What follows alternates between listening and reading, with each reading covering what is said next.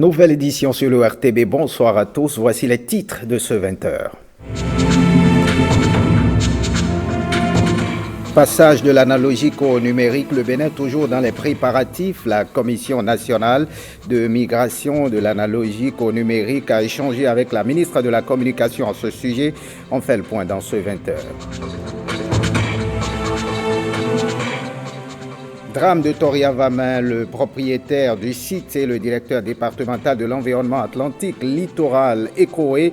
Ils ont été déposés tôt ce matin après une longue audition au tribunal de première instance de Ouidah. La mairie d'Alada change de main. L'ancien maire Mathias Djigla, destitué, a cédé son fauteuil à son successeur. La passation de charge s'est déroulée ce mardi. À nouveau, bonsoir, bienvenue si vous nous rejoignez. Moins d'un mois après le drame de Toria-Vamin, de nouvelles têtes tombent. Le propriétaire du site d'incinération de produits avariés, le directeur départemental de l'environnement de l'Atlantique littoral sont gardés en détention. Ils ont été déposés très tôt ce matin à la prison civile de Ouidah. Explication, Wenceslas Sawaimo et Robert Adé. Ce pick-up transporte des prisonniers spéciaux. Il est 1h48 ce mardi matin. La prison civile de Ouidah reçoit 2 nouveaux locataires, le directeur départemental de l'environnement atlantique littoral et le propriétaire du site d'enfouissement et d'incinération de Toria-Vamin. Ce dernier est incarcéré pour homicide volontaire, blessure volontaire, installation et exploitation de sites d'incinération de produits avariés non autorisés. Leur audition a duré plus de 6 heures. Il sonnait 13h09 dans la journée du lundi lorsque Janvier Aizou, le propriétaire du site, à bord de ce même véhicule, fait son entrée au tribunal de première instance de 2e classe de Ouidah. Un à un, les juges ont auditionné chef de village, chef d'arrondissement, agent de sécurité privée d'Avamin, le commissaire de police et le chef brigade de la gendarmerie de Tori, jadis relevés de leurs fonctions. Les faits remontent au 8 septembre dernier. L'incendie meurtrier du site d'incinération de Toria-Vamin a fait plus de 20 morts à la date d'aujourd'hui. Et on prend la direction de la mairie d'Alada. Après des semaines de polémique, le processus de destitution du maire Mathias Djigla est arrivé à son terme. Ce mardi, le maire entrant et celui sortant ont paraphé les documents de la dite mairie. Ramatoulawani, Marie-Louise Perrin.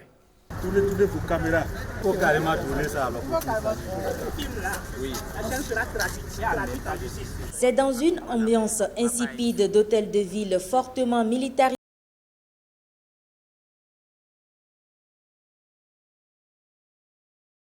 que s'est déroulée la cérémonie de passation de service.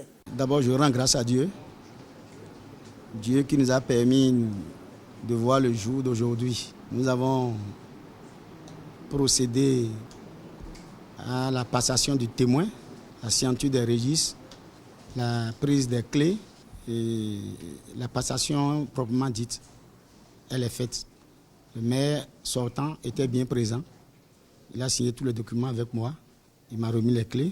Tout ira bien, par la grâce de Dieu. Après avoir rejeté nos caméras une fois à bord de sa voiture, l'ancien maire Mathias Djigla dit quand même au revoir à la mairie. Et puis, les membres de la Commission nationale de migration de l'analogique au numérique se sont retrouvés ce mardi sous la houlette du ministre de l'économie numérique et de la communication. Objectif, faire le point du niveau d'avancement du processus. Blaise Adampo pour les détails. Le passage au numérique. Le Bénin sera bel et bien au rendez-vous après la première échéance manquée. Depuis lors, la Commission nationale de migration de l'analogique au numérique a été confronté à des difficultés qui freinent le processus. Passer au numérique au niveau des médias, c'est un processus complexe. Et l'UEMOA, où nous étions la semaine dernière avec les ministres en charge du processus, dans cet espace-là, l'ont réaffirmé. C'est un processus difficile. Il s'agit d'une révolution civilisationnelle. Troisième chose qu'il ne faut pas occulter, le financement a été un grand problème pour tous les Africains. Alors, je vous parle, il n'y a que 5 pays africains qui sont passés au numérique. La présente rencontre entre les membres de la CNMAN est le lieu de faire le point sur le niveau d'avancement. L'étape à laquelle nous arrivons aujourd'hui, nous pouvons la traiter, l'appeler l'étape active du processus qui va nous permettre véritablement d'aboutir à une télévision numérique au Bénin. Nous avons accompagné le processus sur les autres étapes et aujourd'hui, nous avons repris les travaux avec les divers comités spécialisés, avec l'ensemble des membres de la Commission nationale de migration de l'analogique au numérique. À l'heure actuelle, nous sommes en train de négocier avec le fournisseur qui doit nous mettre en place le réseau de collecte et de diffusion au Bénin. Donc nous sommes sur la bonne voie. La prochaine échéance est prévue pour le 15 juin 2017 au plus tard.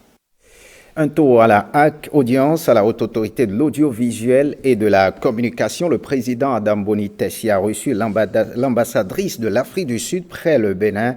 La visite s'inscrit dans le cadre d'une prise de contact et des échanges sur des questions de coopération et d'intérêt commun. On écoute Nolu Tanto Mayende Sibia à sa sortie d'audience sur les propos recueillis par Dieudonné Abimbola et Julia Koikou. And I arrived in May, the 14th. So, arrivé le 14 mai et c'est son devoir en tant que, pour la raison qu'elle est là, en tant qu'ambassadeur, de rencontrer les chefs des institutions. C'était très important pour elle parce qu'elle est venue montrer que la relation avec l'Afrique du Sud, avec le Bénin, ce n'est pas juste un côté politique, c'est pour avoir une relation avec toutes les autres institutions aussi. On travaille sur un projet, on va commencer à travailler là-dessus dès janvier et quand les études seront faites et tout, ce qui est décidé en finale sera mise en place. And we will let you know in good time what it is that we are doing. Un tour à l'ONIP, Sabin Loumedjino est officiellement entré en fonction à la direction de publication du quotidien du service public La Nation. Il succède à Edgar Sanvi Kouazoti, Julia Koikou et Sanadé Serge Ayaka pour le compte-rendu. Je suis conscient de la mission et je sais que c'est une mission déjà réussie. Ce sont là les premiers mots de Sabin Loumedjino. Entré en 1989 à l'ONIP, il a gravi de façon méthodique les échelons. Nommé le 20 juillet 2016 en Conseil des ministres, le tout nouveau directeur de publication, tout journaliste sportif qu'il est, se veut capitaine d'équipe. Le capitaine, c'est celui qui porte le brassard et qui est au cœur du jeu avec ses collaborateurs, avec ses coéquipiers. Chers collaborateurs, je serai là avec vous, dans la souffrance comme dans la joie. C'est une question de leadership et de management. Le nouveau directeur de publication souhaite faire entrer la nation dans l'ère du numérique. Il s'est gré à ses prédécesseurs, aux côtés de qui il a beaucoup appris. Et c'est à juste titre que Edgar Kouazoti lui a fait une dernière recommandation. La nation ne doit pas devenir une caisse de résonance du pouvoir. Le quotidien de service public ne doit pas être une tribune où copains et coquins étalent leurs élucubrations sans contradiction. Lisez tout et tout. Et les agents, à travers le secrétaire général de leur syndicat, de rappeler à leur nouveau directeur de publication que la responsabilité rime avec service, sacrifice et sacerdoce. Et puis, quels sont pour les cartes d'électeurs non utilisées? En visite à la Cour constitutionnelle, le président du COSLEPI s'est entretenu avec les autorités de la haute juridiction. À l'ordre du jour, le sort réservé aux cartes d'électeurs non retirées par les citoyens. Le président du COSLEPI en parle au micro de Diane Rosette à Moussou. Nous venons donc d'avoir une séance de travail. D'abord, nous avons essayé donc de partager avec la haute juridiction le chronogramme de nos activités, les rassurer que le COSLEPI tiendra sa promesse conformément à la loi et qu'au plus tard le 15 janvier, la LEPI sera effectivement prête et publiée. Le deuxième point portait beaucoup plus sur les cartes d'électeurs. Déjà, on a à notre possession au niveau du COSLEPI les cartes d'électeurs de 2015 Échanger avec les membres de la haute juridiction sur le fait que cette carte, est-ce qu'il faut les détruire ou non. Et par rapport à ça, nous avons reçu les bons conseils des membres de la haute juridiction. Après les élections présidentielles, nous avons encore en notre possession au niveau du COS-LEPI près de 365 000 cartes biométriques non distribuées, donc non retirées par les électeurs. Et il fallait voir avec les membres de la Cour constitutionnelle ce qu'il y a lieu de faire. Et le troisième point sur lequel nous avons également échangé, c'est beaucoup plus par rapport à la loi correctrice.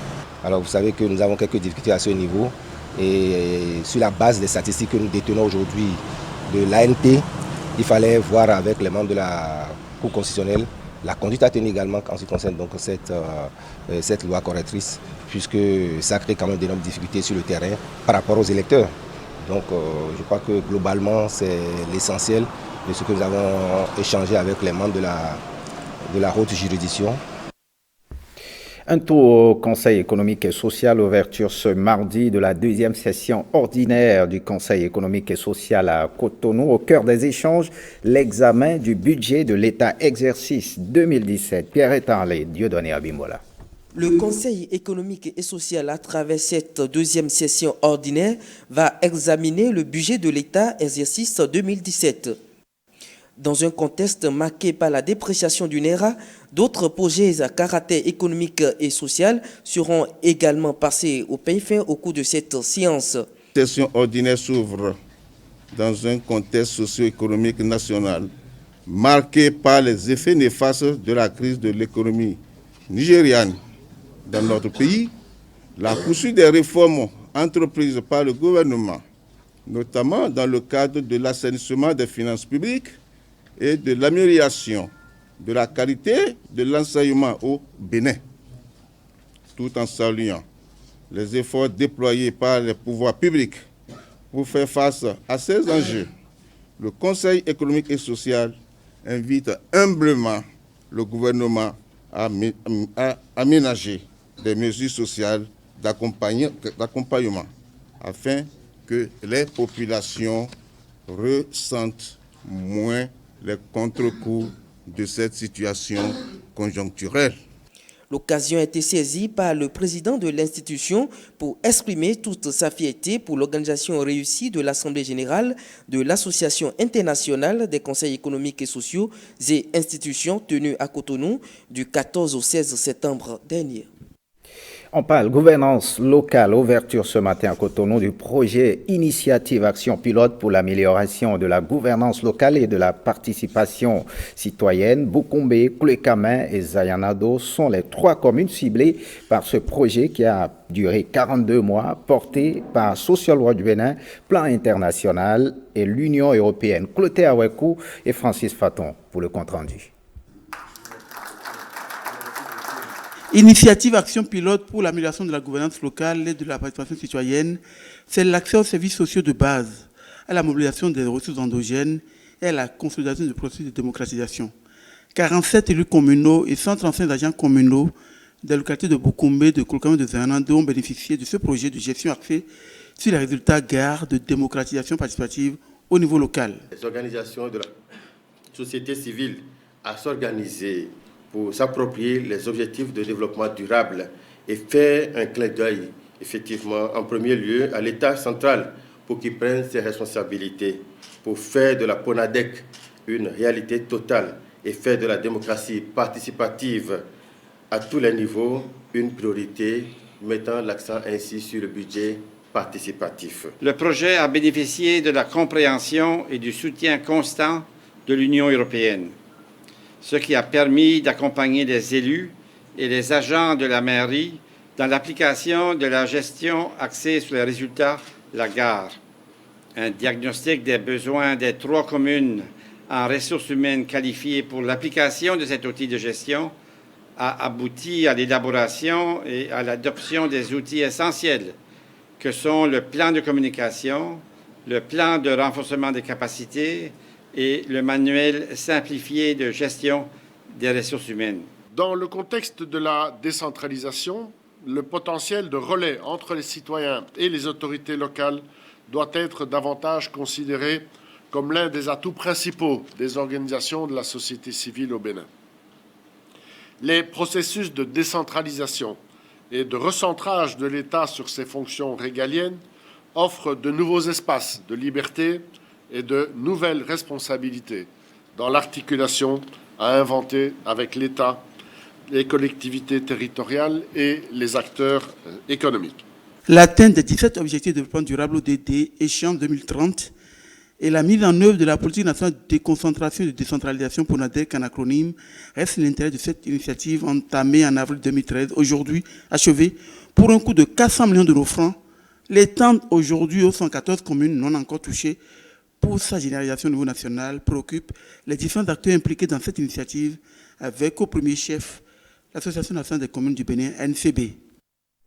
Voyons cette bonne nouvelle, 2 milliards de francs CFA, c'est le montant des subventions prévues pour soutenir les établissements techniques de la formation professionnelle, suivant les précisions de Yves Dagnivo, secrétaire général du ministère des enseignements techniques et de la formation professionnelle. C'est au micro de Mesmer Ardisso et Daniel Ada. Beaucoup d'établissements connaissent de sérieuses difficultés. Et pour leur permettre de commencer la rentrée dans de meilleures conditions, 2 milliards ont été déjà mobilisés par le gouvernement qui seront disponibles dès la rentrée. Le ministère tient à saluer les efforts des établissements d'enseignement secondaire privés. Qu'est-ce qui est fait à leur endroit? Si par exemple un collège privé présente 90 candidats au baccalauréat et qu'au moins 50 réussissent, ça nous fait un taux de réussite de plus de 50%. Qu'est-ce qui sera fait? Eh bien, des subventions seront accordées à ce genre de collège cette année, en attendant que cette mesure soit formalisée avec le Conseil national de l'éducation. Les subventions seront disponibles dès les prochains jours au profit des établissements publics pour que les directeurs ne souffrent pas avant que les activités pédagogiques démarrent dans des conditions optimales. Et par rapport aux établissements privés, eh bien, c'est des subventions qui leur seront allouées dans les prochains jours pour qu'ils prennent la mesure du sérieux que le gouvernement accorde à leurs efforts. Et sur ce même registre de l'éducation, la mission évangélique des affranchis d'Akpakpa prime ses meilleurs apprenants. Ceux-ci sont récompensés pour avoir passé brillamment les derniers examens. Blaise Adampo, Mathieu Sokenou. Certaines fois, la vie nous réserve des surprises. Comme pour Cécile Assoba qui vient de gagner une moto neuve et Guy Koudenoupo un mini-ordinateur. Eux, ce sont les heureux de tous les candidats ayant réussi aux différents examens de cette année. Ils sont tous de la mission évangélique des affranchis d'Akpakpa. Ceci n'est pas une première puisque depuis 10 ans, l'aventure dure. Nous avons vécu plusieurs années sur cette même paroisse sans aucun cadre. Le maximum qu'on pouvait voir en son temps, c'est un titulaire de BPC. J'étais là quand Dieu m'a inspiré un matin pour me dire, avec le peu de moyens que tu as, tu peux acheter quelques cahiers et donner. Et je vous assure, depuis 10 ans que j'ai commencé, nous avons assez de cadres maintenant. Quelle joie peut t'animer quand l'on gagne par tirage une moto et un mini-ordinateur? Je rends d'abord grâce à Dieu, parce que sans lui, l'homme ne peut rien. Même pour le bac là, lorsqu'on voulait donner les résultats, j'avais peur. Et c'est par la grâce de Dieu qu'ils ont proclamé mon nom. Voici encore une autre chance que je viens de voir. Donc je rends grâce à Dieu. Je suis vraiment très ému parce que c'est inattendu. Je ne m'attendais pas à ça, mais par la grâce de Dieu, je l'ai eu et je remercie Dieu. Cette 10e édition de remise de prix aux meilleurs apprenants est le moment de rappeler aux parents de faire inscrire tous leurs enfants pour la prochaine rentrée. Une plaquette pour vulgariser les droits de l'enfant en République du Bénin. L'initiative a été présentée ce lundi en conférence de presse au ministère de la Justice à Cotonou. Elle vise à présenter en quelques lignes l'essentiel du dit code. Rosemont Tiakwe et Jérôme Mongbo pour les détails. C'est en décembre 2015 que les députés ont adopté à l'Assemblée nationale le Code de l'enfant en République du Bénin. 4 mois plus tard, cette plaquette est éditée pour vulgariser en quelques lignes l'essentiel du code. Notre code a eu le mérite d'incorporer la Charte africaine des droits et du bien-être de l'enfant, la Convention internationale relative aux droits de l'enfant et ses 2 premiers protocoles et tous les tests que le Bénin avait pris pour organiser la protection judiciaire. Le code a eu le mérite de les regrouper dans un document. La plaquette, c'est juste un document qui ramasse l'essentiel des droits contenus par le Code de l'enfant. L'édition de la plaquette a été rendue possible grâce au partenariat entre une organisation non gouvernementale belge et le Bénin. C'était le souhait des partenaires béninois de pouvoir diffuser largement, le plus largement possible en tout cas, les informations vulgarisées sur le nouveau code de l'enfant, de manière à ce que l'ensemble et des acteurs sociaux et des intervenants et des familles et des collectivités locales ainsi que les enfants puissent prendre connaissance des nouveaux droits qui sont érigés en tout cas dans ce code. Les partenaires belges entendent élargir les canaux de communication en vue d'informer davantage les populations sur les droits des enfants. J'ai entendu dire qu'il y avait des radios locales aussi qui travaillaient beaucoup plus en langue, dans les langues vernaculaires et également des revues de presse qui se font, je pense, dans les langues locales également. Donc nous allons essayer de toucher ces gens-là. Au nombre des points qui figurent sur la plaquette, il y a entre autres la protection des droits des enfants par les autorités judiciaires, les travailleurs sociaux, les forces de l'ordre et les responsabilités de l'État. Et on parle du mois de la sécurité. La Société Générale de Surveillance a organisé ce lundi une séance de sensibilisation sur les risques sanitaires ou sécuritaires en cours au niveau des populations, une initiative qui entre dans le cadre de la 4e édition du mois de la sécurité. Daniel Ada, Ulvaïs Balou. Séance de sensibilisation pour l'observance des règles de sécurité. C'est le sens que revêt cette rencontre entre la Société Générale de Surveillance SGS et ses partenaires. La rencontre de cet après-midi fait partie des différentes activités que nous avons retenues pour pouvoir combler, pour ne pas dire meubler, le mois de sécurité. Cet après-midi, nous avons jugé important de pouvoir partager cette vision, cette manière de voir la sécurité sur des sites et dans tous les secteurs compartiments de nos activités avec nos partenaires, les partenaires, que ce soit des fournisseurs de services ou alors des clients. Identifier les dangers, évaluer les risques et prendre des mesures pour les réduire au plus bas niveau. C'est donc au respect de ces 3 principes que les populations sont invitées. Évaluez vos risques et prenez contrôle. Voudrais inviter tout un chacun de nous à prendre au sérieux notre sécurité et à ne pas attendre uniquement de l'employeur qu'il mette tout en œuvre pour nous assurer la sécurité. Tout ce qui nous entoure, qui paraît banal, dans une certaine manipulation, peut constituer un danger pour nous. Donc il nous revient dans cet exercice d'évaluation de risque de nous poser la question de savoir ce qui est à côté de moi, dans quelle mesure cet objet peut devenir nuisible à ma santé ou à mon bien-être. À travers cette initiative, la SGS invite les citoyens à poser des actes de sécurité. Cela pour la préservation de la vie humaine. Demain, 28 septembre, c'est la journée mondiale contre la rage. Au Bénin, l'association de lutte contre la rage, Abel Rage, offre gratuitement ses services à la population. Dr Abdul Rahman Aguemon donne plus de détails sur cette initiative. Il est au micro de Jean-Claude James. La rage est une maladie très grave qui peut être évitée. Le thème de demain se résume en 3 verbes. D'abord, dans un premier temps, nous devons éduquer. De l'éducation, nous tirons la sensibilisation de toute la population béninoise. Dans un second temps, nous devons vacciner nos animaux de compagnie. Chiens, chats et singes. Et dans un troisième temps, nous devons contribuer tous à éradiquer la rage du Bénin. De ces 3 thèmes, bien entendu, que nous tirons d'ailleurs des objectifs de l'ABL Rage.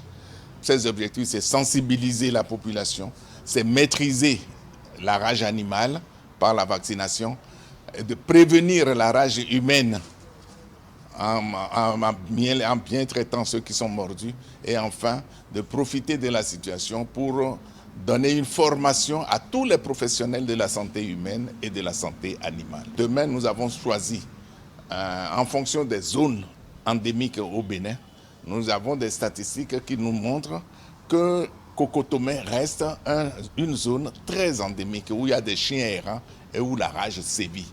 Donc nous avons choisi ce coin qui est pratiquement à 150 mètres de la pharmacie Concorde à Kokotomé. Demain matin, nous allons procéder à une vaccination gratuite, je dis bien gratuite, de tous les chiens. Ça commence à 8 h pour terminer vers 13 h.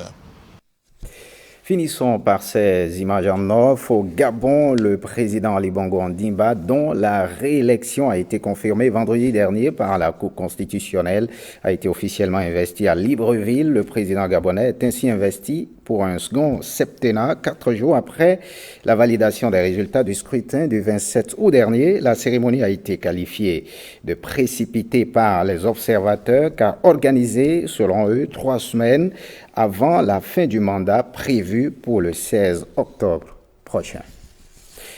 Fin de ce journal, le programme prévoit à 20h30 le magazine Sans commentaire, le magazine Soirée Sport et 2 feuilletons, Les Choix de l'amour et We About You. Prenez le rendez-vous du journal du soir à 23h avec Héloïse Winator. Retrouvez cette édition sur le site de l'ORTB, www.ortb.bj. Merci de votre fidélité. À très bientôt.